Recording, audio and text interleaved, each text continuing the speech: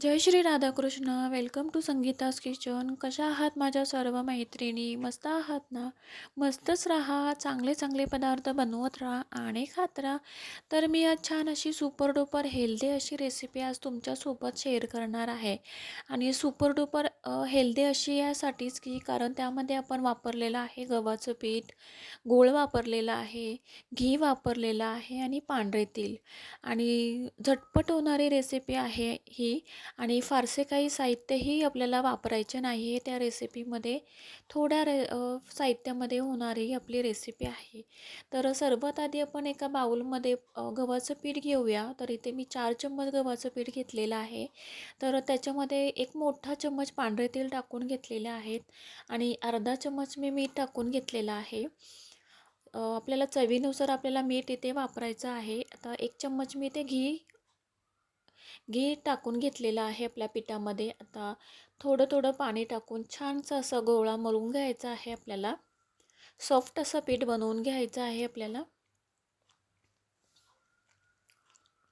झटपट होणारी ही रेसिपी आहे. तुम्ही केव्हाही असं बनवून मुलांना देऊ शकता खायला.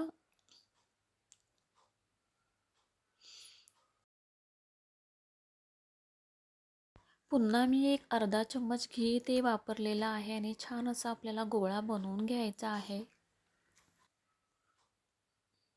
तर अशा प्रकारे आपल्याला गोळा बनवून घ्यायचा आहे आणि 5-10 मिनटासाठी ठेवून द्यायचं आहे. कारण त्यामुळे आपला पीठ छान असं सॉफ्ट होऊन जाईल. तर पाहू शकता 5-10 मिनटं झालेली आहेत आणि पीठही आपला छान असा सॉफ्ट झालेला आहे, मऊ झालेला आहे. तर पुन्हा एकदा आपण थोडासा मळून घेऊया आणि त्याचे असे छोटे छोटे गोळे करून घेऊया. त्यातला एक गोळा मी घेतलेला आहे. आता छान असा मळून थोडं तेल लावून घेतलेलं आहे, पीठ लावून घेतलेलं आहे आणि आपण एक अशी चपाती लाटून घेऊया, पोळी लाटून घेऊया आपण छान अशी.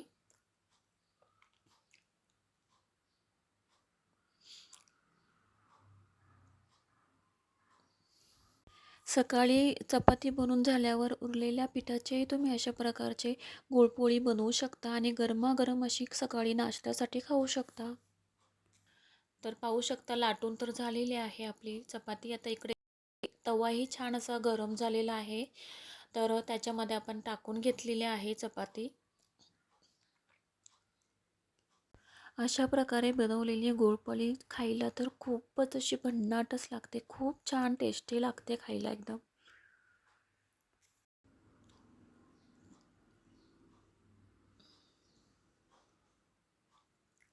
दोन्ही साईडला असं छान असं घी लावायचं आहे आपल्याला आणि छान असं भाजून घ्यायची आपल्याला चपाती. तर आता इथे मी ते गूळ टाकून घेणार आहे याच्यामध्ये. तुम्ही गुळाची पावडरही करू शकता. इथे मी असं सुरीमध्ये कट करून घेतलेला आहे गूळ हा.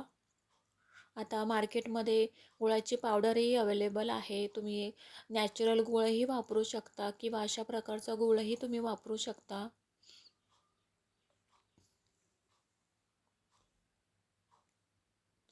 छान असा रोल करून घ्यायचा आहे आपल्याला आता.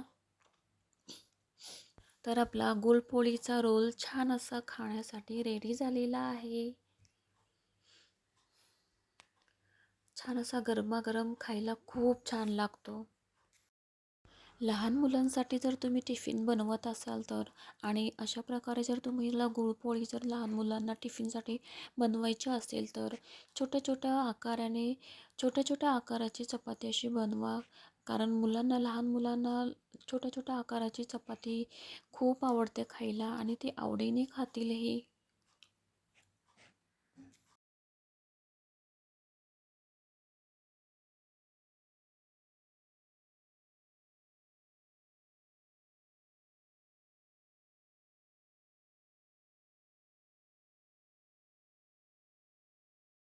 तर अशा प्रकारे रोल्स तुम्ही बनवू शकता आणि छान असं गरमागरम मुलांना टिफिनला देऊ शकता.